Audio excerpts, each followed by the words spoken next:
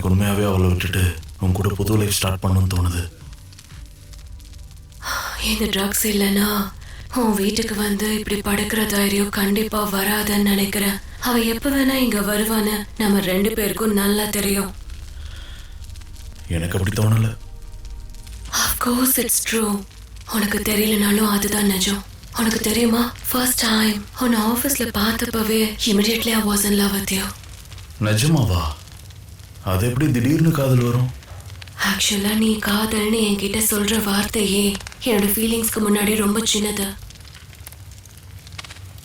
காதலை விட வேற பெரிய ஃபீலிங் என்ன இருக்கு?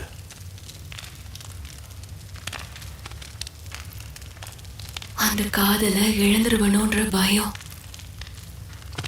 நிஜமாவா?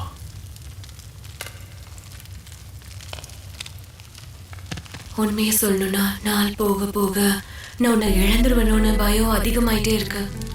எதுக்காக நம்ம பயப்படுறோமோ அது உண்மையாடுன்னு சொல்லுவாங்க தெரியுமா? அப்படி சொல்லுவாங்கன்னு கேள்விப்பட்டிருக்கேன். அதுக்குதான் அதை பத்தி நான் யோசிக்க கூடாதுன்னு நினைப்பேன்.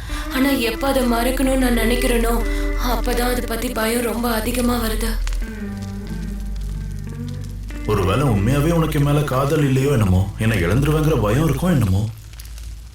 ஆனா பரவாயில்ல, எனக்கு அந்த ஃபீலிங்கும் ரொம்ப பிடிச்சிருக்கு. I love you so much. I love you too.